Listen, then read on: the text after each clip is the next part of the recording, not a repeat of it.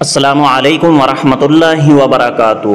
محترم ناظرین، نہایت افسوس و غم کے ساتھ آپ سب حضرات کو یہ اطلاع دی جا رہی ہے کہ خادم جمعیت علماء ہند فخر مہاراشٹرا جناب حضرت مولانا محمد مستقیم احسن اعظمی صاحب صدر جمعیت علماء مہاراشٹرا آج بتاریخ 20 جون بروز منگل علی الصبح انتقال کر گئے ہیں۔ انا للہ و انا الیہ راجعون۔ یقیناً یہ جمعیت علماء ہند اور اسی کے ساتھ مہاراشٹرا کے لوگوں کے لیے بھی ایک بڑا خسارہ ہے۔